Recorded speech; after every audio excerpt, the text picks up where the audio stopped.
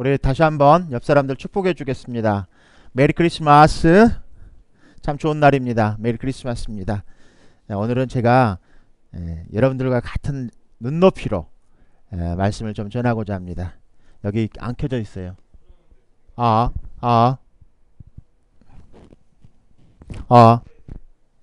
마이크 테스팅.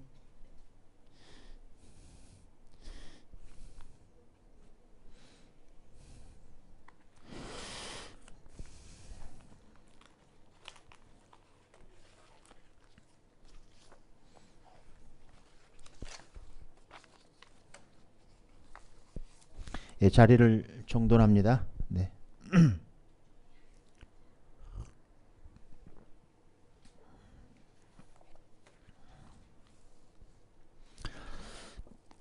자, 2017년 12월 24일 하나님의 말씀을 선포하겠습니다. 오늘은 산상수훈 10번째입니다. 빛 가운데 있는 자라는 제목으로 이제 말씀을 전하겠습니다. 우리 크게 한번 선포합니다. 빛 가운데 있는 자. 자, 우리 다 함께 일어나셔서 하나님의 말씀을 받겠습니다. 마태복음 5장 13절에서 16절까지 말씀입니다. 우리 크게 한 목소리로 이렇게 같이 말씀을 합독하시겠습니다. 13절입니다. 너희는 세상의 소금이니 소금이 만일 그 맛을 잃으면 무엇으로 짜게 하리요. 후에는 아무 쓸데없어 다만 밖에 버려져 사람에게 밝힐 뿐이니라. 너희는 세상의 빛이라. 산 위에 있는 동네가 숨겨지지 못할 것이요. 사람이 등불을 켜서 말 아래에 두지 아니하고 등경 위에 두나니 이러므로 집안 모든 사람에게 비치느니라. 16절입니다. 이같이 너희 빛이 사람 앞에 비치게 하여 그들로 너희 착한 행실을 보고 하늘에 계신 너희 아버지께 영광을 돌리게 하라. 예, 앉아주시겠습니다. 우리 잠깐 기도하고 말씀을 보도록 하겠습니다. 주님 감사합니다. 장세전에 예수 그리스도 안에서 그리스도의 이름으로 이 부족한 종을 불러주셔서 오늘 이 시간 주의 말씀을 전하게 하시니 감사합니다. 제가 무엇이간데 존귀하신 하나님의 말씀을, 거룩하신 하나님의 말씀을 이렇게 전하게 하시니 감사합니다. 오늘 이 말씀이 전해질 때 저는 보이지 않게 하여 주시고 오직 그리스도만 나타나 보여지게 하여 주시고 생각나게 하여 주시고 들려지게 하여 주셔서 오늘 말씀을 듣는 이들에게 이 말씀이 생명이 되게 하여 주셔서 귀한 하나님의 말씀으로, 거룩한 하나님의 말씀으로 마음판에 새겨지게 하여 주셔서 믿음으로 순종으로 성령 충만케 하여 주셔서 주님께 영광 올려드리게 하여 주시옵소서. 처음 시간입니다. 마치는 시간까지 주님께서 함께하여 주실 줄 믿사오며 예수님의 이름으로 기도드렸습니다. 아멘. 좀 편하게 설교를 하고자 합니다. 여러분들이 귀를 열어주시고요. 마음을 열어주셔서 정말 주의 말씀의 보배의 말씀이 여러분들 마음판에 새겨지겠으면 좋겠어요. 그래서 오늘이 무슨 날인지 여러분들 아시죠? 오늘 무슨 날이에요? 아이고, 오늘 조이 오늘 무슨 날이에요? 크리스마스 이브예요. 내일은 무슨 날이에요? 예수님의 탄생일이에요. 예수님의 생신이에요. 내일은 예수님의 탄생일입니다. 참 우리들이 기쁘죠. 그래서 예수님의 탄생을 알리는 이 아침에 하나님은 너희는 세상의 소금이니 너희는 세상의 빛이니 라고 말씀하셨습니다. 너희는 세상의 빛이다. 너희는 세상의 소금이다. 이렇게 말씀하셨어요. 그래서 이 말씀 속에서 제가 깨닫게 된 것은 하나님이 세상 속에서 세상의 소금의 짠맛과 세상의 빛의 밝음을 드러내기 위해서 분명히 교회를 선택하셨다는 것입니다. 너희는 세상의 소금이다. 너희는 세상의 빛이다. 그러기 위해서 분명히 교회를 선택하셨다는 사실입니다. 그래서 오늘 본문 13절을 우리 성경을 펴서 보시겠습니다. 마태복음 5장 13절을 보시겠습니다. 오늘 본문 13절이 너희는 뭐뭐뭐이라고 시작하고 있습니다. 너희는 누구인가요? 이전 시간에 팔복 말씀을 통해서 어떤 사람이 천국을 소유할 수 있는지 주님께서 가르쳐 주셨습니다. 주님께서 마태복음 4장 말씀을 이렇게 한번 펴보겠습니다. 마태복음 4장 17절을 보면은 예수님께서 광야에서 시험 받으시고 이후에 갈릴리에서 예수님께서 전도를 시작하시면서 처음 이때부터 17절입니다. 예수께서 비로소 전파하여 가라사대 회개하라 천국이 가까웠느니라. 회개하라 천국이 가까웠느니라.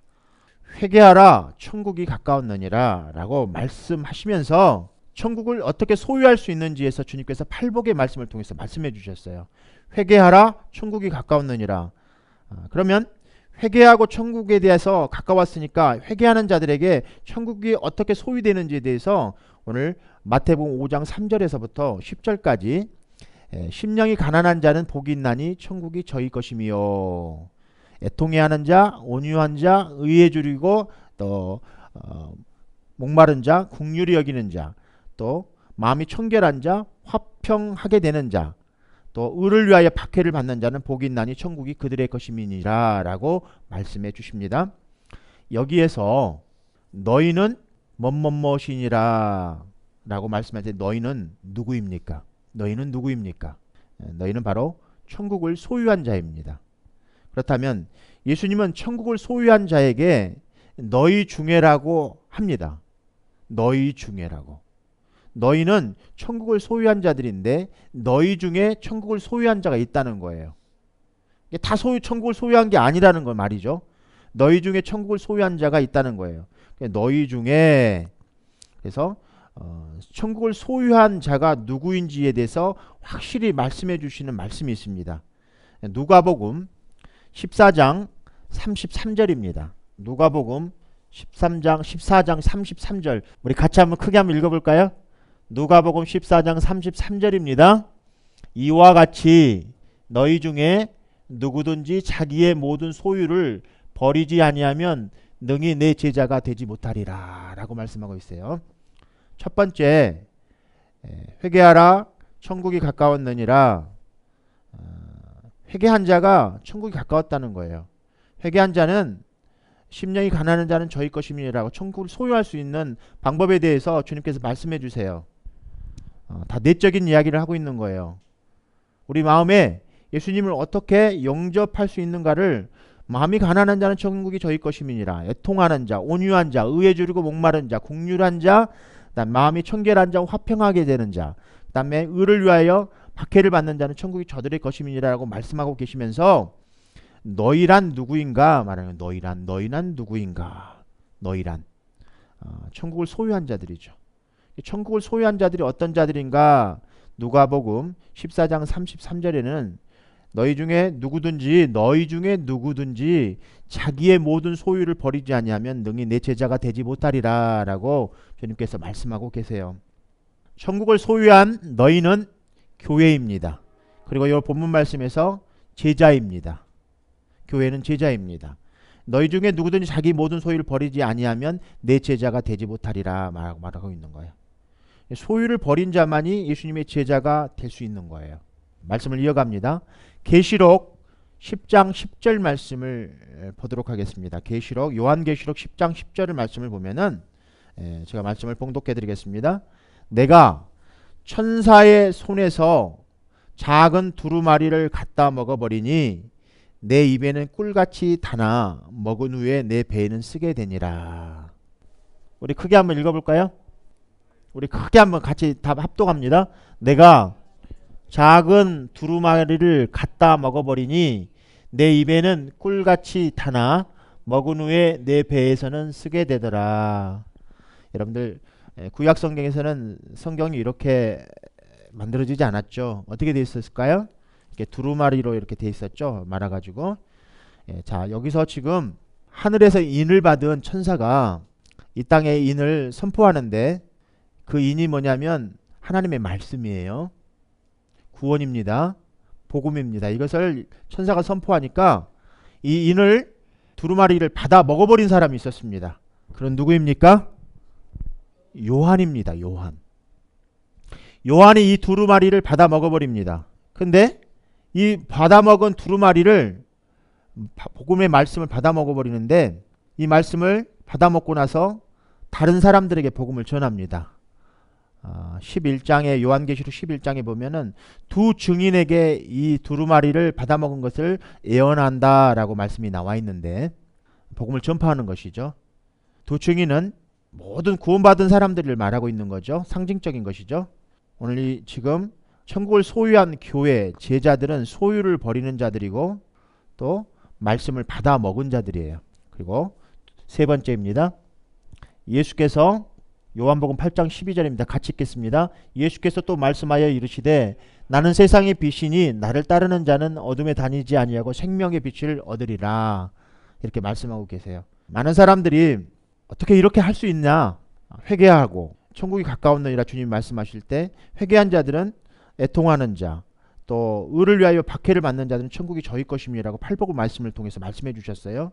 이렇게 천국을 소유한 자들은 교회이며 제자입니다. 그래서 오늘 본문의 말씀에 너희는 세상의 소금이고 너희는 세상의 빛이다 라는 말을 너희는 누구이냐면 천국을 소유한 자들이에요. 예수님의 제자들이에요. 예수님의 제자들의 특성을 보니까 소유를 버리고 말씀을 매일 막 받아 먹으면서 예수님을 따르는 자들이에요. 그래서 이런 일들은 뭐 특별히 복음 전하는 선교사, 전도자들, 목사님들 이런 특별한 사람들만 가능하다고 이렇게 특별한 부르심이 있는 사람들만 가능한 일입니다라고 생각할 수 있습니다. 그러나 많은 사람들 중에 오늘 본문의 말씀에 너희 중에 라고 말하고 있어요. 너희 중에. 그러니까 예수님의 제자들이 지금 산 위에서 예수님께서 이렇게 앉아서 말씀을 전하실 때 너희들 중에 라고 말하고 있네요. 천국을 소유한 자가 너희들 중에 라고 말하고 있는 거예요. 오늘 지금 말씀을 듣고 있는 여러분들 중에 어떤 사람은 천국을 소유한 사람이 있고 어떤 사람은 천국을 소유하지 못한 사람이 있다는 거예요. 천국을 소유한 사람들은 회개하고 천국이 가까웠고 회개하고 하나님의 말씀을 받아먹는 자들이고 예수님을 따르는 자들이고 또 자기 소유를 버리고 예수님을 따르는 자들이에요. 이렇게 특별하게 예수 믿는 믿음에 대한 특성들이 나타나요. 그래서 많은 사람들이 천국을 다 소유하고 싶어 해요. 그런데 천국을 소유하고 싶어 하면서도 절대 포기는 안 돼. 내 소유는 버릴 수 없어. 라고 말합니다. 또 말씀을 먹는 것은 나는 못해. 포기는 안 돼. 말씀을 먹는 것은 안 돼. 예수님을 따르는 것은 거절. 이렇게 나옵니다. 우리 한번 크게 한번 세 가지를 말해보면 포기는 안 돼. 말씀을 먹는 것도 못해. 크게 한번 선포해 보십시오. 말씀을 먹는 것은 못해. 예수님을 따르는 것은 거절이야. 이렇게 살아갑니다. 천국을 소유하고는 다 싶은데 싶어하면서도 이 세 가지를 못해요. 안 해요. 거절해요. 우리 입술에서 안 돼, 못해, 거절이라는 이 말씀은 이렇게 반대되는 하나님을 믿는다는 것, 예수님을 믿는다는 것은 하나님의 주재권을 인정하는 거예요. 하나님의 주재권을 인정하는 것을 나는 못해, 나는 안 해, 나는 거절 이렇게 말하고 있는 거예요. 그래서 주재권이란 무엇일까 한번 생각해 봤어요. 주재권이 무엇일까? 하나님이 예수님이 하나님이신 것을 주로 고백해 드리는 거예요. 그래서 여러분들 삶 속에서 어느 날 예수님을 영접한 때가 있었어요. 그 예수님을 그리스도라, 주라, 만왕의 왕이라 내 마음에 이렇게 영접해 드렸을 때가 분명히 있었지 않았나 싶어요. 주님으로 인정해 드렸던 때. 그래서 주로 고백한다는 것은 하나님만 하나님으로 인정하는 거예요. 모든 것의 시작과 끝, 나의 삶의 모든 것을 나의 가정, 나의 직장, 내가 소유하는 것들, 내가 이 땅에서 살아갈 때 어떤 것을 기준으로 그것이 그 기준이 나의 주인이라는 사실을 인정해 드리는 거예요. 내 삶의 모든 것의 주인이 하나님을 인정해 드리는 것이 하나님의 주재권을 인정해 드리는 거예요. 그래서 나의 주인이 하나님이시라는 사실, 그리고 나의 삶 속에서 하나님이 나를 통치하시고 다스리는 것을 순종해 드리는 거예요. 이것이 바로 하나님을 경외하는 거예요. 이것이 바로 하나님을 찬양해 드리는 거예요. 그래서 우리는 이 세상의 빛에, 너희는 세상의 소금이다, 너희는 세상의 빛이다 말하고 있는 말씀은 너희는 세상의 소금이고 너희는 세상의 빛이라는 말은 예수님이 세상에 빛을 비춰주시는 분이셨어요. 그래서 예수님을 내 안에 영접해드렸다는 것은 내 안에 주님이 함께 하고 있는 거예요.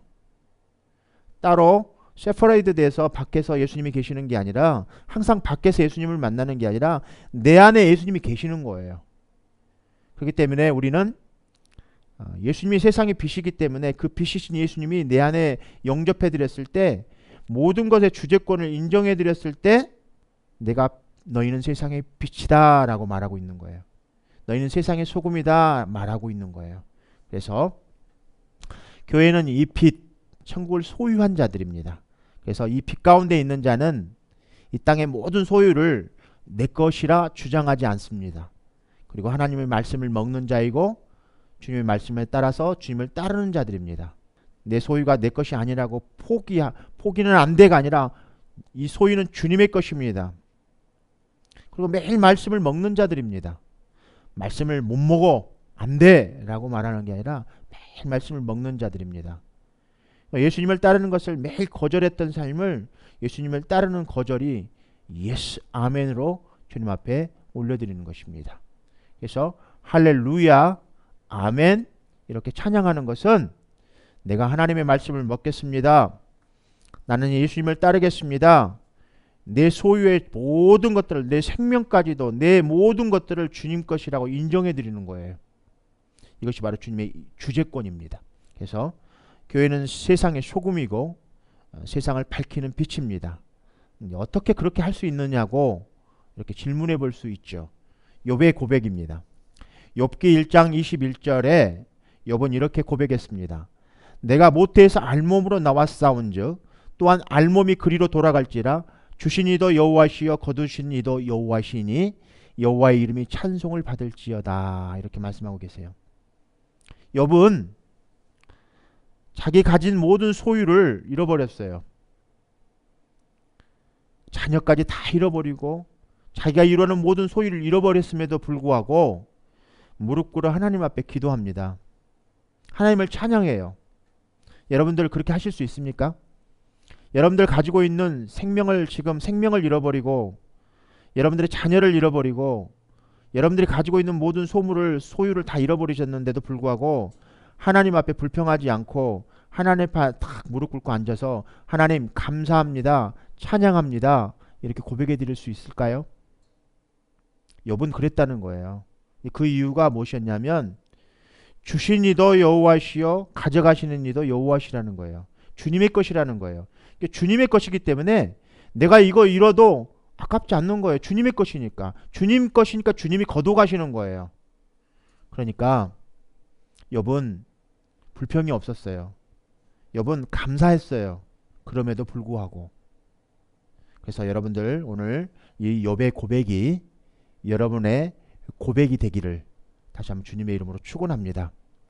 여러분들 삶 속에서 분명히 이러한 삶의 고백의 순간순간들이 분명히 옵니다. 그럴 때마다 이 모든 소유와 자녀까지도 여러분들 가지고 있는 모든 소유 주님이 주신 거예요. 주님이 가져가시는 거 당연한 거예요. 여러분들이 잃었다고 슬퍼하거나 노여하거나 분노로 다른 사람들을 대하지 말라는 거예요.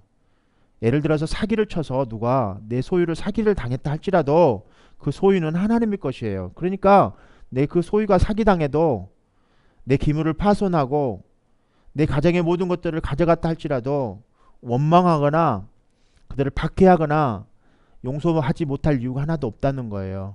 그것은 바로 모든 소유가 하나님께로 왔기 때문에 하나님이 가져가시는 거예요. 그러니까 하나님께 매일 영광의 삶을 올려드리시기를 다시 한번 주님의 이름으로 축복합니다. 그래서 오늘 말씀의 목적은 교회의 사명이 무엇인지 깨닫는 거예요. 그래서 오늘 말씀을 통해서 교회의 사명이 무엇인지 깨닫는 여러분들 되시기를 다시 한번 주님의 이름으로 축원합니다. 교회가 구약에서는 성막이었지만 신약에서 교회는 무엇이죠? 신약에서 교회는 무엇입니까? 예배당이 교회 아닙니다. 교회는 여러분들이에요. 교회는 여러분들입니다. 그래서 교회는 성전은 우리의 마음이 성전이 교회입니다. 교회 이 예배당은 교회 성전된 여러분들이 와서 한 분 한 분 모여서 교회에서 예배드리는 곳입니다. 여러분들의 교회는 이것뿐만 아니라 직장이나 가정이나 학교나 어느 곳에든지 교회가 되어야 되는 곳이에요. 여러분들이 교회이기 때문에. 여러분들 주님이 따로 멀리 하늘에 계시고 나는 여기 있고 주님은 아웃사이드에 있는 게 아니고요. 주님은 여러분들이 입술로 고백해드리는 주님을 영접해드렸을 때 여러분들 마음판에 여러분들 주님의 생명이 여러분들 안에 와 있는 거예요. 주님과 함께 여러분들은 하나인 거예요. 항상 명심하셔야 돼요. 여러분들이 나쁜 생각을 하거나 여러분들이 잘못된 길로 갔을 때 제일 슬퍼하시는 분이 주님이에요. 그래서 여러분들 마음의 양심이라는 것이 가끔 내가 오늘 예배 안 드리고 일하고 있거나 또 내가 예배 안 드리고 나쁜 짓을 하고 있거나 예배 드리는 매일의 삶인데 참 불편함이 오죠. 또 많이 방황할 때 또 참 불편함이 오죠. 주님과 교제하지 않고 매일의 삶 속에서 살아갈 때 마음이 불편함이 오죠. 제가 그래서 김병기 목사가 그동안 믿음의 순례 여정을 통해서 돌아보면서 제가 신앙과 교회로 돌아오는 데는 평생이 걸렸다는 것입니다.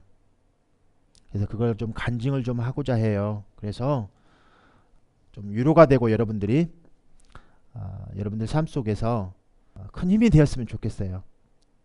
목사인데도 불구하고 저는 과거에 저는 믿음의 신앙이 있었구나.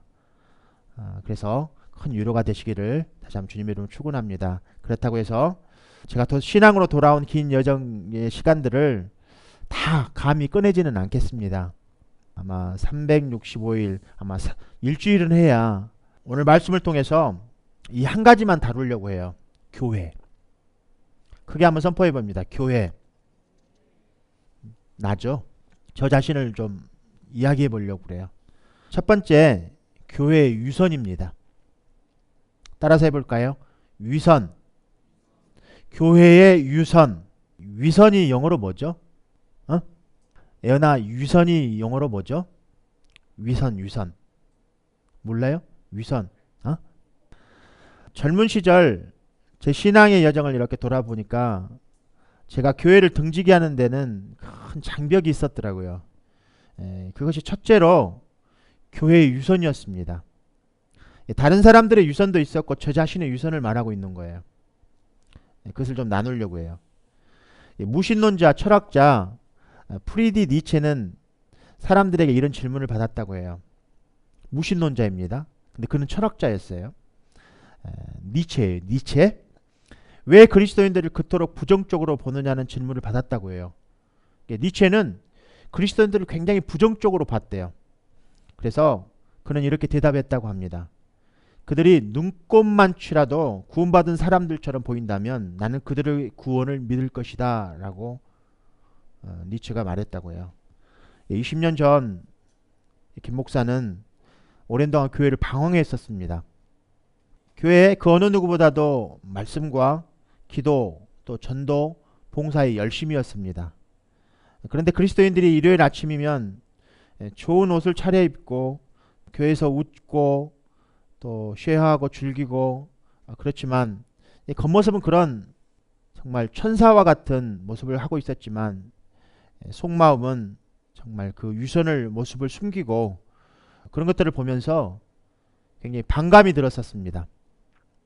그런데 어느 날 예배 가운데 이런 의문이 저에게 들었었습니다. 교인들이 다 나같이 교회의 문제를 보고 교회를 떠나버린다면 교회는 어떻게 될까? 그렇게 한번 생각을 하게 되었어요. 교회 문제들만 다 보는데 그 교회의 문제가 저의 문제로 보이기 시작했어요. 이런 교회의 문제로 다 교회를 떠나가 버린다면 교회에 남아있는 사람들은 한 명도 없었겠다. 성령께서 제 마음에 그런 마음을 주시기 시작하면서 이렇게 성령께서 저에게 마음에 질문을 하기 시작했어요. 너는 예수님을 영접하지 않았느냐? 너의 마음이 성전이다. 너의 몸이 교회이다.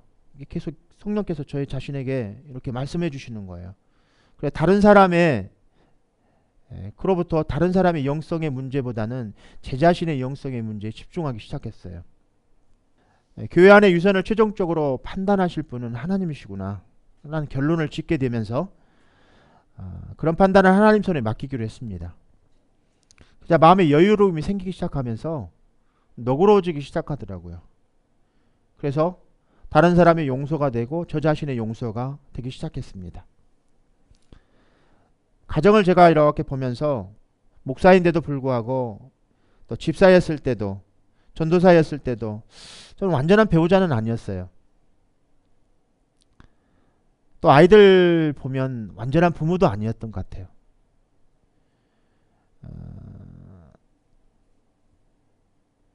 다른 사람들을 바라볼 때도 완전한 배우자, 완전한 부모, 또 완전한 자녀들 이렇게 가지고 있는 사람들은 없을 거예요. 그런데 불완전하다고 해서 가정의 제도를 버리지는 않습니다. 근데 교회는 왜 버리는 것일까? 김 목사는 교회를 방황할 때 참 힘들었어요. 교회 안을 떠나 있을 때 정말 힘든 건 저였어요. 믿음이 시들고 또 사랑이 식어지고 저는 교회를 떠나면 더 믿음이 더 뜨거워질 줄 알았어요. 더 사랑이 더 뜨거워지고 더 믿음이 더 강해질 줄 알았어요. 그런데도 불구하고 더 뜨거워져야 되는 사랑과 더 믿음이 커져야 되는 믿음이 더 시들어지고 그렇지 못했어요. 오랜 시간 교회를 빙빙 돌면서 다시 교회 안으로 돌아왔습니다. 한때는 교회 출석이 들쑥날쑥했었어요. 근데 지금은 교회가 없는 삶은 상상할 수가 없어요. 지금 미국에 와 있습니다.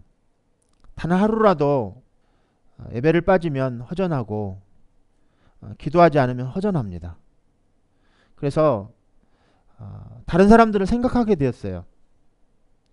다른 사람들이 교회에 빠지면 세상 속에서 어떻게 살고 있다는 것을 제가 방황하고 교회에 들쑥날쑥 했을 때, 교회에 반감을 가지고 있었을 때, 그런 유선적인 것들을 반감을 가지고 있었을 때 제가 힘들어했던 시절이 있었기 때문에 성도들 한 분 한 분이 어떠한 이유로 교회에 나오지 못하고 교회를 떠나가고 그런 삶을 살고 있는 모습들을 보면은 너무 마음이 아파요.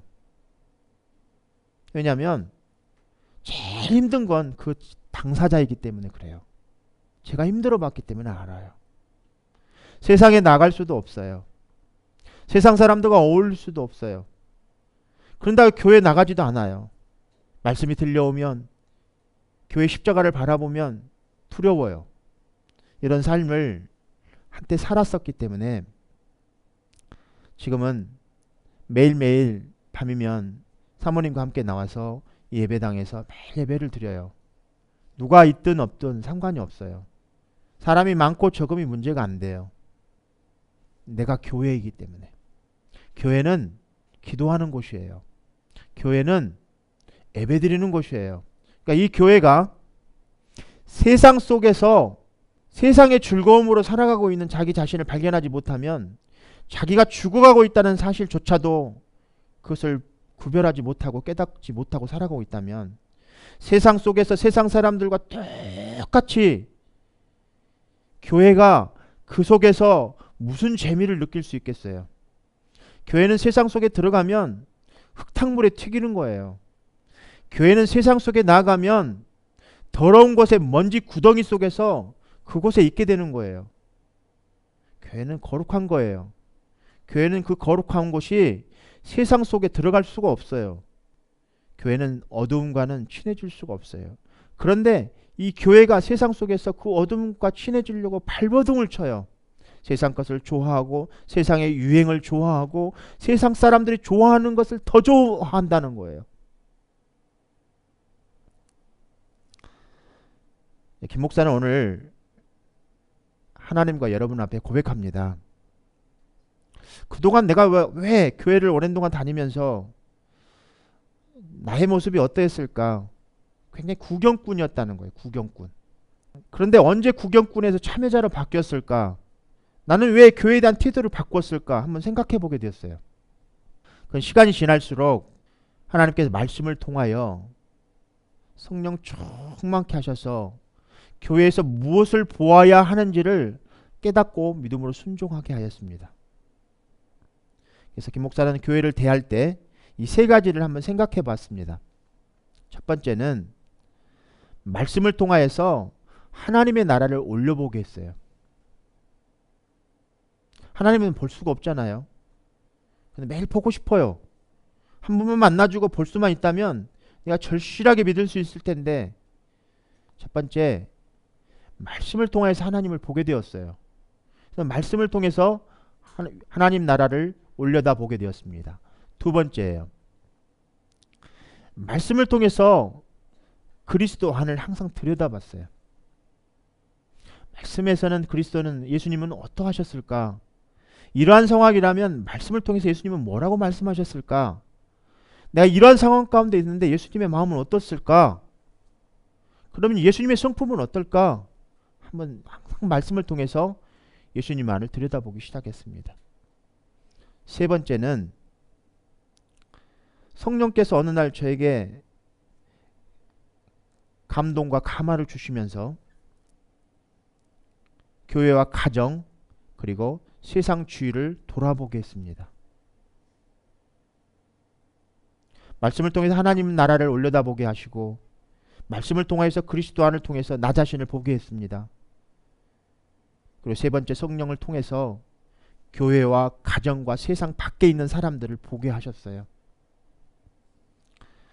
근데 과거 김 목사는 과거에서 현재를 돌아보면서 어떤 사람이었는가 딱 세 가지만 짚어봤어요. 나는 어떤 사람이었을까? 교회를 시험하고 채점 간 교인이었어요. 항상 설교를 비평했습니다. 그리고 남의 험잡기에 아주 우수한 성적을 가지고 있었어요. 두 번째는 유람선 교인이다. 그러니까 이 교회 저 교회를 왔다 갔다 하는 교인이었어요. 이 교회 가면 뭐 좋은 곳이 있을까? 저 교회 가면 뭐 좋은 곳이 있을까? 그냥 이곳 저곳을 그냥 수도 없이 드나들었습니다. 그래서 비평하고 평가했어요. 아, 이 교회는 목사님이 설교를 이렇게 하더라. 이 교회 갔더니 찬양을 이렇게 하더라. 이 교회 갔더니 프로그램이 이렇더라. 세 번째는 묵상하는 교인이었어요. 설교만 하면 좋은 거예요. 설교만 하면 좋은 거예요. 교회를 사랑하지 않고 성령 충만하지 못했던 내가 교회를 사랑하고 성령 충만하여져서 하나님을 경외하게 된 것도 이 새로운 시각의 변화가 오기 시작하면서 바뀌기 시작했어요. 그금부터 그 내용을 좀 잠깐 살펴보고자 해요. 저는 하나님이 하시면 누구든지 이런 시각을 통하여서 교회의 본질에 대한 이해가 바뀔 수 있다고 저는 믿고 확신합니다. 일단 교회관이 정립되면 예배를 참여하며, 예배를 관객이죠. 주일날 주일이 되었어요. 성경 탁탁 털어서 뭐 성경이 어디 있는지도 몰라요. 어딘가에 처박아 놓은 성경 탁 찾아서 자꾸 딱 열고 교회에 딱 옵니다. 그래도 1시간 동안 박수 치고 설교 좀 잠깐 듣고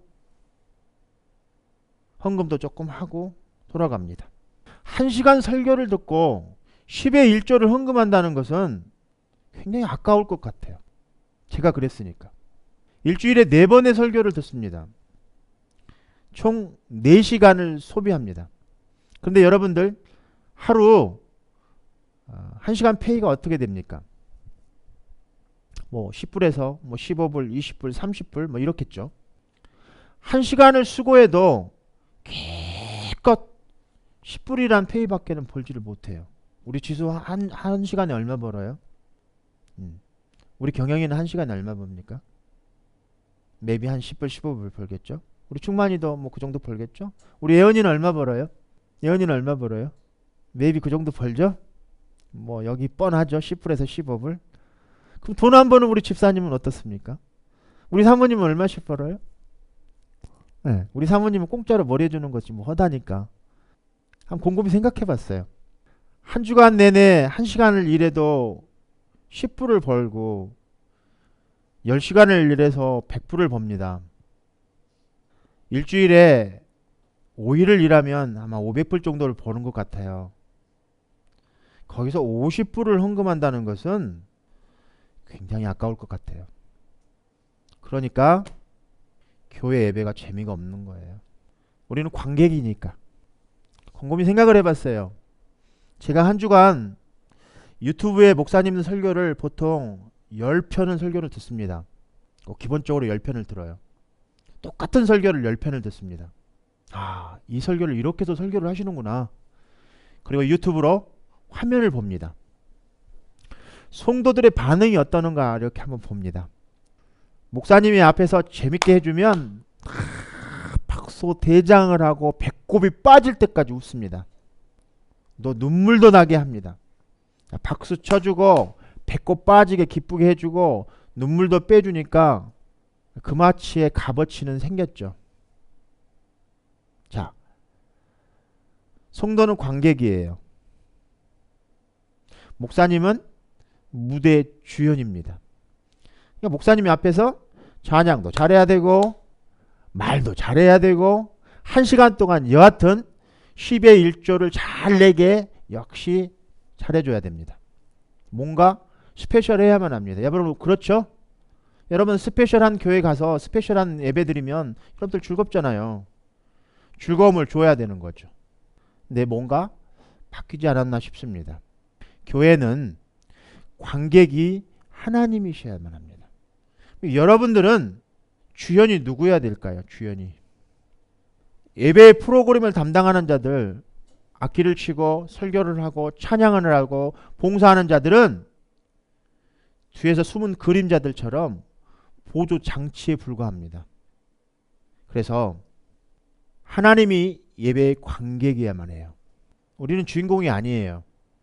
예배의 주인공이 누구라고요? 하나님이셔야 됩니다. 그래서 우리는 예배를 떠날 때 오늘 한번 여러분들 꼭 한번 여러분들 자신에게 질문해 보십시오. 내가 무엇을 얻었는가? 많은 성도들은 교회에서 뭔가 얻으려 보려고 교회를 갑니다. 오늘 목사님께서 설교를 참 잘했다, 못했다, 뭐 이거 들으려고, 오늘 찬양 참 좋았다, 안 좋았다. 이게 다 설교를 얻으려고 뭔가 얻어보려고 교회에 온 거죠. 뭔가 얻어서 뭔가 줘야 되는 거거든요.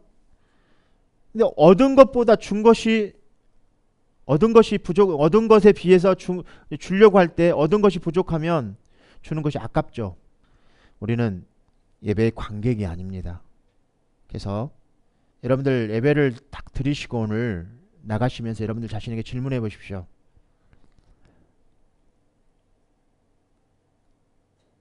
내가 지금까지 그동안 살아오면서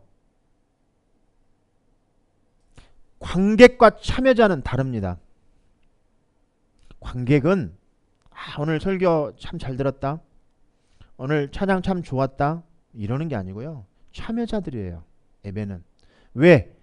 관객이 하나님이시기 때문에 하나님을 기쁘시게 하기 위해서 참여자들이에요. 그래서 어떤 이는 예배가 시작되기 전에 미리 와서 찬양도 준비하고 설교도 준비하고 또 바닥도 쓸고 음식도 같이 쉐어하고 뭔가 교회에서 하나님을 기쁘시게 하기 위해서 쓰임받는 참여자들이에요. 의자도 정렬하고 예배가 끝나면 의자도 좀 정렬하고 예배를 마무리하고 갈 때 예배의 장소, 우리가 예배드리는 이 장소가 하나님의 관객이 될 수 있도록 청소도 좀 깨끗이 하고, 저는 어제 와서 낙엽을 청소하고 예배를 위해서 바닥을 청소하고 구석구석 장갑 끼고 의자 한 분 한 분 앉아있는 사람이 좀 특이하더라고요. 예배에 나오면 꼭 앉은 자리만 앉으시더라고요. 그 자리에 앉은 자리 스프레이로 소독을 이렇게 해가면서 일일이 다 닦았습니다. 여러분들 옆에 이렇게 한번 만져보세요. 먼지 하나 있나? 관객은 일주일간 있다가 성경 탁 털어서 예배 딸랑 참석해서 오늘 이 교회 갈까 저 교회 갈까 그냥 추첨하는 거죠. 복권식 당첨식 추천을 해서 교회에 갑니다. 목사님이 삐딱하면 다른 교회로 옮깁니다. 교회 문제가 생기면 또 다른 곳으로 옮깁니다. 우리는 이 예배 가운데 예배자로 오늘 참여자로 이 교회에 와서 하나님이 기뻐하셨는가에 질문을 드려봐야 될 것 같아요. 오늘 여러분들 예배 가운데 주무시는 분들, 저도 과거에 많이 졸았으니까 묵상하는 교인이었다고 그랬습니까? 이해가 돼요. 시험 채점관 교인이었어요. 또 유람선 교인이었어요. 그러니 저는 관객이었던 거죠. 하나님이 항상 관객이 돼야 돼서 하나님을 기뻐하게 하시고 우리는 참여자로서 항상 교회에 와서 하나님이 관객이 될 수 있도록 교회 예배당의 환경을 바꾸고 하나님이 예배 받으실 수 있도록 모든 것들을 준비하고 마무리까지, 예배가 끝나면 마무리까지 다 깨끗하게 하고 교회에 돌아가서, 집에 돌아가서 또 세상 속에 나아가서 소금과 빛의 역할을 감당합니다. 어느 곳에 가든지 교회는 항상 하나님이 관객이 될 수 있도록 하나님을 기뻐하시는 삶을 항상 살아가야 돼요. 어느 곳에 있든지 간에. 그것이 소금과 빛에 감당하는 너희들은 너희인 거예요. 너희. 우리는 하나님의 예배드리는 하나님이 관객이고 우리는 보조장치에 불과해요. 윌터 핑크 목사님은 이런 유명한 말씀을 하셨어요. 예배란 집주인이 누구인지를 기억하는 행위라고 했어요. 성경은 하나님이 기쁘게 하는 삶을 분명히 강조하고 있습니다. 예배의 핵심도 결국 하나님을 기쁘게 하는 일입니다. 우리는 교회 구경꾼처럼 강단을 왔다 갔다 할 수도 있고 또 강단을 쳐다볼 수도 있고 하나님을 올려다볼 수도 있고 그럴 수 있다는 거예요. 근데 옛 이스라엘 백성들에게 동물의 제사의 설명을 하시면서 하나님은 나중에 이런 말씀을 하셨어요.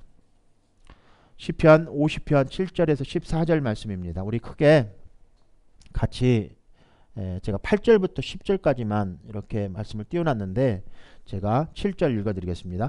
내 백성아 들어라, 내가 말하련다. 이스라엘이여, 내가 내 잘못에 대해 증언할 것이다. 나는 하나님 곧 너의 하나님이다. 같이 읽겠습니다. 나는 내가 드리는 제사를 탓하지 않는다. 내가 언제나 내게 태워 바치는 번제를 꾸짖지 않는다. 나는 내 외양간의 소나 내 우리 속에 있는 염소를 바라지 않는다. 그것은 숲에 있는 온갖 동물이 다 나의 것이며 언덕 위에 있는 수많은 소가 다 나의 것이기 때문이다. 11절부터 14절까지는 제가 읽어드리겠습니다. 나는 산 위에 있는 모든 새들을 알고 있다. 들판에 살아있는 것들이 다 나의 것이다. 내가 배고프다 할지라도 너희에게 말하지 않을 것이다. 땅과 그 위에 있는 모든 것이 다 나의 것이기 때문이다. 내가 나 소의 고기를 먹더냐? 내가 염소의 피를 마시더냐? 하나님께 감사하는 제사를 드려라. 가장 높으신 분께 내가 서약한 것을 갚아라. 이스라엘아, 이스라엘 백성들은 외양간 고치는, 외양 겉에만 치중을 하는 그런 예배를 드리다가 정말 핵심을 놓쳐버렸습니다. 하나님의 관심은 마음의 제사, 내면의 태도인 복종과 감사에 있었습니다. 혹시 예배 가운데 그런 외양간 고치는 것에 치중하다가 핵심을 여러분들 혹시 놓치셨다면 그동안 교회 예배자로 부르셨는데 나는 예배의 관객이었습니까? 아니면 방관자였습니까? 혹시 교회를 시험하는 저처럼 채점하는 채점관 교인이었습니까? 아니면 유람선 교인이었습니까? 아니면 묵상하는 교인이었습니까? 교회를 사랑하지 않고 성령 충만하지 못했던 내가 교회를 사랑하고 성령 충만하지 못했던 제가 하나님을 경외하고 그랬던 저는 하나님 앞에 회개했습니다. 오늘 시간에 혹시라도 그렇게 사셨다면 회개하십시오. 세상으로부터 돌아서십시오. 빛 가운데로 나오시고요. 말씀 가운데 나오셔서 그 말씀을 먹으십시오. 세상에 있는 소유를 버리시고 주님을 따르시는 천국을 소유한 여러분들 되시기를 다시 한번 주님의 이름으로 축복합니다. 믿음은 행동하는 거예요. 그래서 여러분들이 믿음을 가지고 있을 때 거기에는 항상 믿음을 증명할 어떤 행동이 따르게 됩니다. 야고보서 1장 22절은 이렇게 말합니다. 너희는 말씀을 행하는 자가 되고 듣기만 하여 자신을 속이는 자가 되지 말라. 주석을 보니까 자신을 기만하지 말라라고 이렇게 기록되어 있습니다. 우리는 자기를 기만하는 많은 사람들을 보게 됩니다. 그들은 자신의 믿음의 실패를 마귀나 다른 사람들의 탓으로 돌립니다. 그들은 자신을 기만하고 있는 것입니다. 그들은 말씀을 행하지 않고 말씀을 행하는 자가도 아닙니다. 말씀을 행하는 자의 행동은 자신의 고백과 행동이 일치합니다. 마태복음 7장 24절에서 27절입니다. 그러므로 누구든지 나의 이 말을 듣고 행하는 자는 그 집을 반석 위에 지은 지혜로운 사람 같으니 비가 내리고 창수가 나고 바람이 불어 그 집에 부딪히되 무너지지 아니하느니 이는 주추를 반석 위에 놓은 까닭이요 나의 이 말을 듣고 행하지 아니하는 자는 그 집을 모래 위에 지은 어리석은 사람 같으리니 비가 내리고 창수가 나고 바람이 불어 그 집에 부딪힘에 무너져 그 무너짐이 심하느니라. 두 번째입니다. 말씀을 통하여 그리스도 안을 들여다보면서 제 자신을 안을 들여다보기 시작했습니다. 책 한 권 소개합니다. 오늘 여러분들에게 책 한 권씩 제가 크리스마스 선물로 준비했는데 파인애플 스토리라는 책입니다. 저를 주목해 주십시오. 파인애플 스토리. 여기에 나오는 한 대목을 제가 읽어드리고자 합니다. 그동안 그들은 나의 행동과 말이 일치 않음을 보았습니다. 그러나 내가 변했을 때 그들도 변했습니다. 그렇다. 그리스도인은 상대방보다 자신이 먼저 변해야 함을 깨달아야 한다. 짧은 이야기지만 분노를 극복하고 하나님께 나의 삶을 완전히 맡기는 것에 대한 이야기입니다. 이 파인애플 스토리. 하나님께 분노를 이겨내고 하나님의 주재권을 인정해드리는 그런 말씀인 것이죠. 제가 미리 책을 좀 읽어드릴게요. 제가 좀 간추려봤어요. 자, 제목 파인애플 스토리입니다. 짧은 이야기예요. 네덜란드의 그 뉴기니아에서 7년에 걸쳐서 일어났던 설화를 담은 거예요. 오지에서 이제 선교사로 파송되었어요. 그래서 오지에서 이제 선교하는데 참 맛있는 과일을 먹으면 좋겠다라는 생각을 갖게 되었어요. 그래서 이 선교사가 파인애플을 이제 심어서 이 파인애플을 같이 쉬하면 좋겠다라는 생각을 갖게 되었어요. 그래서 파인애플 이제를 그 원주민들에게 품삯을 주고 심게 했어요. 그래서 이제 3년 동안 파인애플을 이제 기다렸습니다. 수확을 해야 되는데 이제 파인애플가 열렸어요. 따먹어서 이제 쉐어를 하려고 하는데 어느 날 보니까 파인애플이 다 없어져 버렸어요. 알고 보니까 그 품삯을 받고 갔던 원주민들이 다 따가버린 거예요. 그래서 그 원주민들에게 가서 물었어요. 야, 너 왜 이거 파인애플을 다 따갔니? 물어보니까 이거 파인애플 우리가 심었으니까 자기 거라는 거예요. 그 원주민들의 문화는 자기가 심은 건 자기 거라고 그렇게 생각하는가 봐요. 그 소유가 지금 선교사의 소유지에서 품삯을 받고 자기들은 일만 한 건데 자기들 거라고 그렇게 생각했던 거예요. 그래서 선교사는 분노가 났어요. 열이 받았어요. 그래서 내가 이것들을 내가 선교하려고 여기까지 와서 병원도 문을 열어서 이들을 치료하려고 병원 문을 열었는데 이것들이 괘씸한 거예요. 그래서 내가 품삯 주고 이것들을 시켜놨더니 이거를 다 따가버린 거예요. 어떻게 했을까요? 그냥 열받아서 병원 문을 닫아버렸어요. 그래서 나중에 이 마음들을 바꿨어요.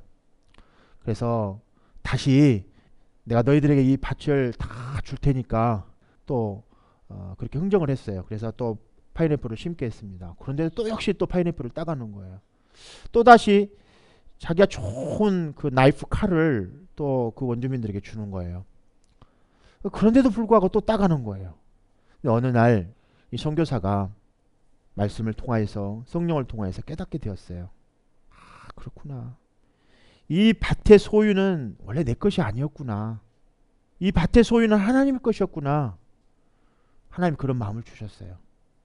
그래서 그 파인애플을 따갔다고 병원문을 닫아버렸던 그 옛날의 생각들, 또 나이프를 주면서 또 따가지 말라고 이것은 내 것이니까 더 너희들은 심기만 하고 그렇게 또 타일러서 그렇게 얘기했더니 또 말 안 들어서 상점문을 닫아버렸던 자기의 지난날의 생각을 이렇게 되돌리면서 선교사가 변화가 오기 시작했어요. 그래서 다시 그들에게 찾아가서 파인애플 다 먹어도 좋으니까 와서 심어서 먹으라고 그렇게 선교사가 사정사정해서 데리고 와서 그 파인애플을 싹 쉐어하고 나눠 먹고 이 땅의 주인은 하나님 것이라는 것을 인정해드리고 그렇게 선교지에서 놀라운 성령의 역사가 일어났다는 실화입니다. 세상을 살다 보면은 내가 일해서 내가 가져온 거니까 내 것이니까 내 집이니까 내 소유 것이니까 내 자식도 내 것이니까 내가 낳았으니까 내 것이라 주장할 수 있습니다. 근데 다른 사람들과 굉장히 불편할 때가 참 많이 와요. 하지만 모든 것이 하나님 것이라고 이렇게 생각했을 때 우리는 사랑의 삶을 실천할 수 있어요. 얼마 전에 제가 아는 지인이 삶 속에서 일어난 일이었습니다.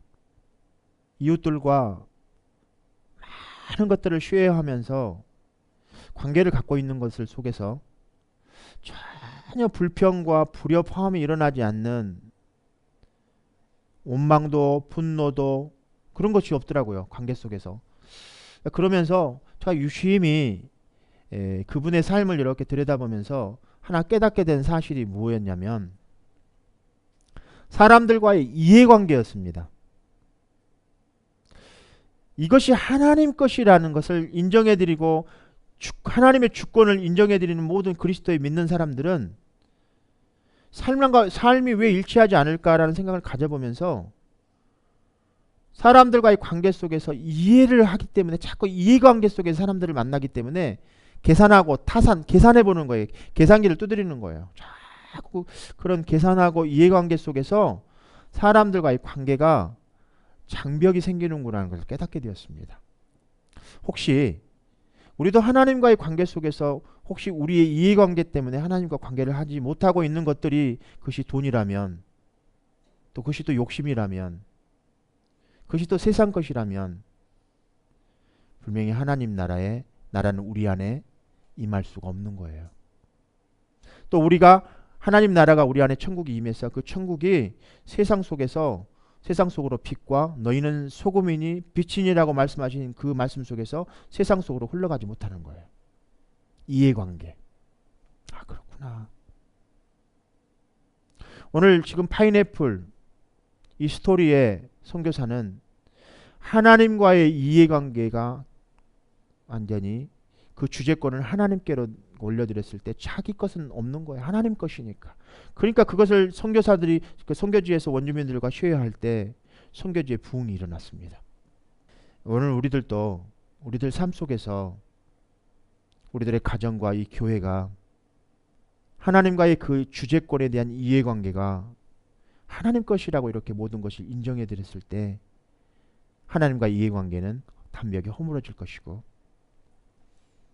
세상 속에서도 사람들과의 이해관계 속에서 단 몇 푼 안 되는 거, 감정, 분노 이런 것들 때문에 미움, 시기, 질투 이런 것들 때문에 이해관계 때문에 별거 아닌 이해관계 때문에 사람들과 관계가 깨지는 것들을 바라보면서 어떻게 너희는 세상의 소금이며 빛이라 말할 수 있겠습니까?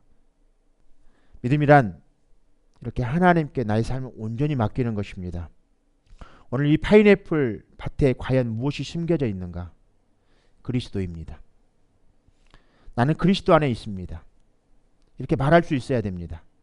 그리스도 안에 있는 사람들은 하나님께 나의 삶을 완전히 맡길 수 있는 것입니다. 믿음이란 이렇게 하나님께 나의 삶을 온전히 맡기는 것인데 말로만 맡기는 것이 아니라 실제 내 삶 속에 온전한 모든 내 삶을 온전히 주님께 맡기는 것입니다. 지금까지 내 인생의 주인이 내가 내 인생의 주인이 되어 살아왔지만 예수님을 믿기로 결단하는 순간부터 나 자신의 모든 것을 산 제물로 하나님께 맡기는 것입니다. 너희 몸을 하나님이 기뻐하시는 거룩한 산 제사로 드리라는 것입니다. 여러분들을 축복합니다. 세 번째입니다. 성령의 감화 감동으로 교회와 가정, 세상 주위를 이제 둘러보게 합니다. 우리는 파인애플 밭에는 과연 무엇이 숨겨져 있는가? 그리스도입니다. 오랜 세월의 각고 끝에 드디어 열매를 맺게 되었다면 이제 그것을 하나님께 드려야 하지 않겠습니까? 너희는 세상의 소금이며 너희는 세상의 빛이니라. 마태복음 5장 15절 오늘 본문 말씀 16절 말씀을 다시 한번 읽어드리겠습니다. 사람이 등불을 켜서 말 아래 두지 아니하고 등경 위에 두나니 이러므로 집안 모든 사람에게 비치느니라. 이같이 너희 빛이 사람 앞에 비치게 하여 그들로 너희 착한 행실을 보고 하늘에 계신 너희 아버지께 영광을 돌리게 하라. 구약 시대에는 하늘에 계신 아버지라고 이렇게 불렀어요. 하늘에 계신 아버지. 근데 지금 성경에 기록된 대로 우리 안에 거하시는 아버지라고 이렇게 불러야만 합니다. 자, 한번 크게 한번 우리 선포해 봅니다. 하늘에 계신 우리 아버지. 이제 우리는 예수님을 영접한 우리는 우리 안에 계시는 아버지. 크게 한번 선포해 봅니다. 우리 안에 계신 아버지. 이제 말을 바꿔서 내 안에 계신 아버지. 네. 왜 안 하십니까? 자, 크게 한번 선포해 봅니다. 내 안에 계신 아버지. 네. 그렇게 고백한 자들은 그의 계명을 지키는 자는 주 안에 거하고 주는 저 안에 계시나니 우리에게 주신 성령으로 말미암아 그가 우리 안에 거하신 줄을 우리가 아느니라. 예수님이 하나님이 우리 안에 계시는 것을 성령을 통해서 우리가 알 수 있다고 기록하고 있습니다. 하나님께 맡긴다는 것은 전폭적인 의뢰와 위탁을 의미하는 것입니다. 모든 일의 시작과 과정과 결과를 하나님께 완전히 의탁할 때 모든 주도권을 하나님께 돌리는 것입니다. 이것이 바로 하나님께 영광을 올려드리는 것입니다. 그리고 우리는 이 고백에서 오늘날 우리가 무엇을 의지하고 어떠한 삶을 살아야 할 것인가, 그리고 하나님과 어떤 관계를 맺어야 할 것인가를 깨닫게 됩니다. 하나님께 맡기는 방법. 여러분들 삶 속에서 성령 충만한 삶을 사시기를 다시 한번 주님의 이름으로 축복합니다. 여러분들 성령께서 여러분들의 모든 것들 필요를 채워주실 것입니다. 성령께서 우리 안에 계실 때 우리 안에서 생수의 강이 흘러나가게 될 것입니다. 여러분들 목마르십니까? 그럼 주님께서 나에게 오라고 말하고 있습니다. 거저주시는 하나님의 그 선물, 여러분들 주님께 가서 그 온전한 생수를 받아 마시어서 그 마신 생수가 이제 흘러나가게 해야 합니다. 믿는 자의 받을 성령이라고 했습니다. 믿음은 단순히 지식적으로 말씀을 인정하는 것이 아닙니다. 믿음은 어떤 느낌이나 감정이 아닙니다. 믿음은 하나님의 말씀을 통하여서 얻어집니다. 많은 이들이 입술로는 믿음을 공언하지만 행위로는 부인합니다. 우리는 우리의 믿는 바를 삶을 통해 보여줘야만 합니다. 그래서 믿는 자에게 성령을 주시는 것입니다. 오늘 말씀을 통해서 빛 가운데 있는 자라는 말씀을 가지고 말씀을 좀 상고해 봤습니다. 회개하라. 회개하는 자들에게 천국이 너희 안에 있는 것이니라 라고 말하고 있는데, 8가지 복을 통하여서 애통하는 자, 의에 주르고 목마른 자들, 의에 대해서 핍박받는 자는 천국이 있다고 말씀하고 계시면서 천국은 교회이며 천국을 소유한 자들은 예수님의 제자라고 말하고 있습니다.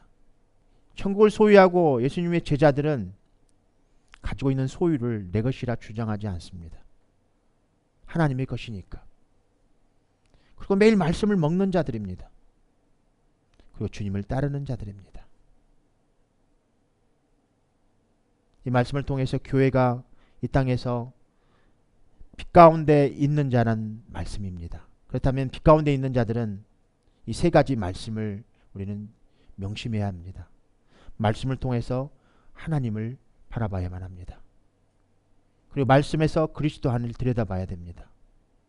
성령을 통해서 우리 교회와 가정과 또 세상 것을 밖을 둘러볼 줄 아는 그런 하나님의 미덕이 있으시기를 다시 한번 주님의 이름으로 축복합니다.